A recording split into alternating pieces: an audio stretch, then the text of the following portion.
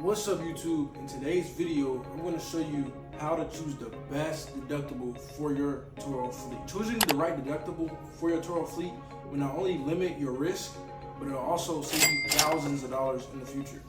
So this is one of the most important things when starting a Turo business and making sure you stay afloat.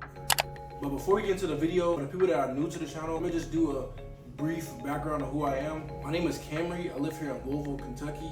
I've been doing Turo for about a year now at this point, and I currently have 6 vehicles. Most of the vehicles I own are all cash, and I'm also the youngest All-Star host in my city. On this channel, I'll talk about the good, the bad, and the ugly of running a Turo car rental business. I also give tips and tricks to make Turo just a tad bit easier for all of you hosts around the world. If that's something that you're interested in, feel free to subscribe to the channel and also leave a comment down below if you have any questions. And don't forget to like this video if you found this video informational. And lastly, I do now offer a one-on-one consultation for $50 an hour. So if you want to book one, the link will be below. I'll pretty much answer any questions that you guys have. Before you choose which deductible is the best for you, first we have to understand what are the deductibles and how they work. Further ado, let's get right into what the deductibles actually are. First, we're going to start out with the 60 plan. The 60 plan is, so this right here, this is how much percent that you take home after everything. Say for instance, you have your vehicle listed for $100 a day. It gets booked for one day. You make $60 out of that 100. Turo takes 40%. So you take 60% of all the earnings from that trip. Your deductible on this plan is 0, which means if anything happens to your vehicle, you don't have to pay anything. Turo will cover everything. They also cover wear and tear on your vehicle. So if you get scratches or exterior wear and tear is damage occurring from the normal use of your vehicle. So dents, dings, cracks, scratches, anything like that. Any type of wear and tear on the 60 plan, they will cover. And then also, if say for instance the vehicle is out because it's wrecked or it's in the shop, they will give you $50 a day when your vehicle's out for a replacement vehicle. So that's also a bonus. And then another thing, lost host income. If your vehicle's out, they will cover the income that you would have made doing Turo with that vehicle. So say for instance you make $1,000 a month and the vehicle's out for a whole month, they'll pay you $1,000 for your vehicle being out. And then lastly, this plan covers up to $750,000 of expenses of a vehicle.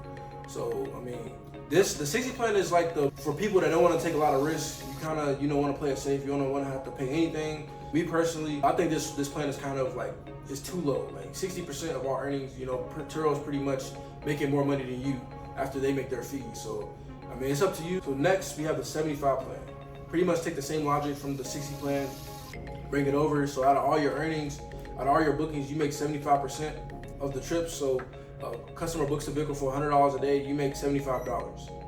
But on this plan, this is when you start to reach the deductibles.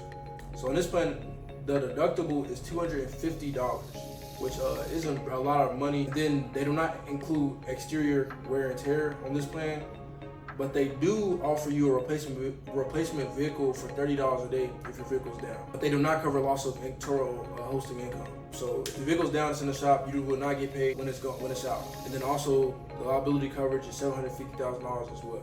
Next, we have the 80 plan. Carry over the same logic, 80 plan. Somebody books for $100, you make 80% of that booking, which is $80. The deductible on this plan is $750. What I've noticed is for most collisions, most things that happen on your vehicle. So this plan right here is like right in the middle. You see it's like literally right in the middle, 60, 70, 80, 85, 90. So it's right. So most times when something happens to your vehicle, something serious, it will be more than $750.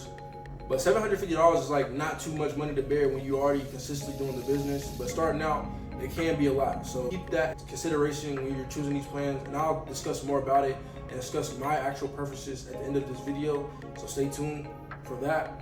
But yeah, so they do not include wear and tear on this plan. They also do not give you a replacement vehicle. So that's the 80 plan.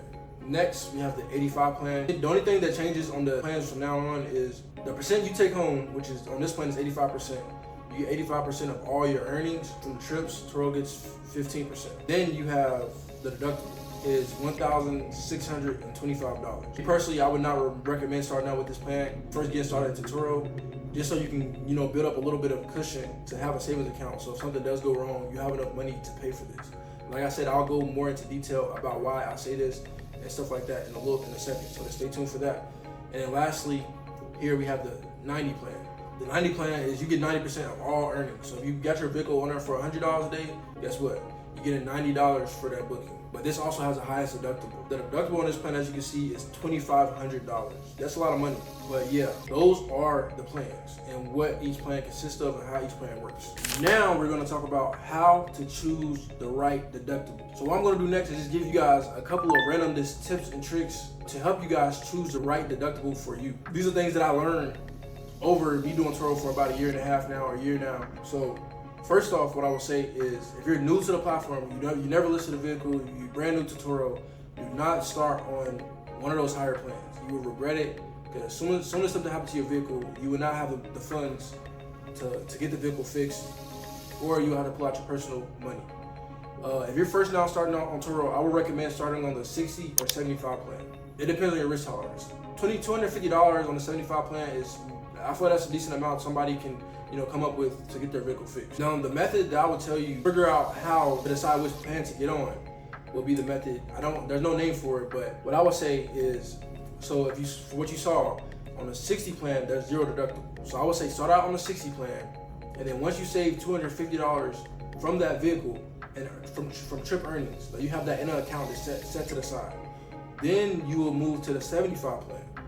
So now you have this $250 in your account. So if something goes wrong, you can, go ahead and get that fixed, and you're good. You're covered. And then once you're on the 75 plan, you'll start making a little bit more money because you get a higher percentage. And then once you save $750, you go ahead and move to the 80 plan. Because you got the money in the account, you can go ahead and, if something happens, you can go ahead and afford to get it fixed. And then, so once you save $1,650 in your account for just that vehicle, not total, for all your vehicles, just that one vehicle, you can then move that vehicle to the 85 plan. So once you're on the 85 plan, once you save $2,500, you can move to the 90 plan. Also, there's other factors that go into this, like what type of vehicle you have, how expensive the vehicle is, if it's a sports vehicle, if it's a cash car, like all these different things that go into it. And this is another tip just to keep in mind. The more vehicles you have on your fleet, the more your risk is diversified. So say for instance, you have 15 vehicles, 3 are sports cars, 5 are cash cars, and you get a couple of just like finance cars that are right in the middle. So obviously, what sense says that these sports cars will most likely have more problems than these cash cars or these cars that are regular economy cars. So that kind of levels out deductibles and stuff, because for instance, if you have your sports cars on the 85 plan, so your deductible is $1,650. These cash cars, if you're also on the 85 plan at $1,650, they're not going to get in as many wrecks and altercations as the sports cars. So say the sports car getting a wreck, the cash car or the cheaper cars will pretty much cover, if that makes any sense. So generally speaking, the more vehicles you have, the more the risk is diversified. Another thing to keep in mind is that every single one of your vehicles can be on a separate plan. Like all your vehicles don't have to be on the 80 plan. They don't all have to be on the 90 plan. You can have a vehicle on the 90 plan. You also can have a different vehicle on the 60 plan. So you can pick and choose which car you want. This is important because personally on my fleet, I have a Kia Forte, and if you guys know about Kias, they get broken into.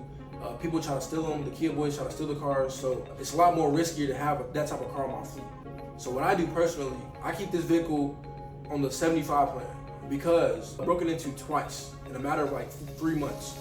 So I'm not about to keep paying, $800 or however much the deductible is to keep getting the vehicle fixed if I know that it's gonna probably most likely happen again.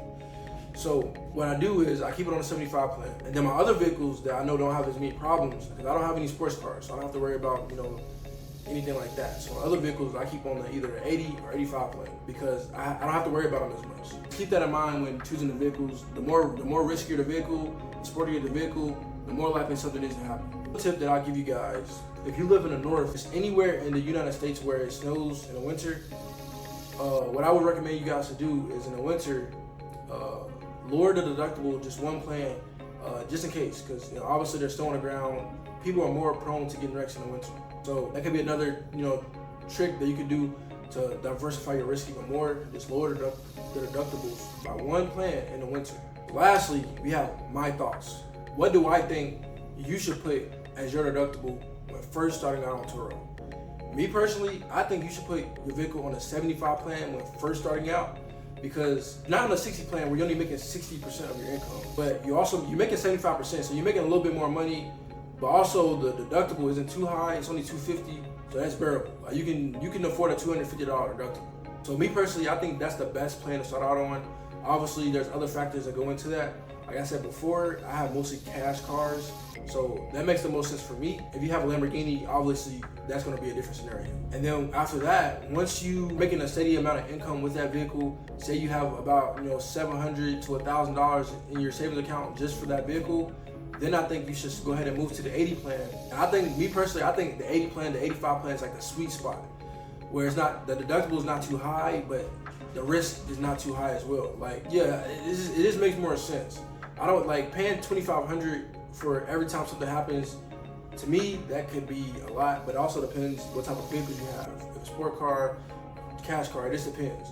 So, but I think the 80-85 plan is the sweet spot to choose when on Turo for a certain, like, a good period of time. Doing that, you have a medium amount of risk, but you also have a fairly high reward doing that. And then also in the wintertime, like I said before, drop your vehicles to about the 75 to 80 plan, just in case, it snows and stuff. If things can happen, things will happen. So that's another trick that you can do. But yes, that's my thoughts on helping you choose the best deductible for your fleet. I hope this video was extremely helpful for you guys. I know when I first started out, this is something I had a super big problem with figuring out. I hope this vehicle pretty much broke it down. I hope you got some clarification on which deductible to choose in the future.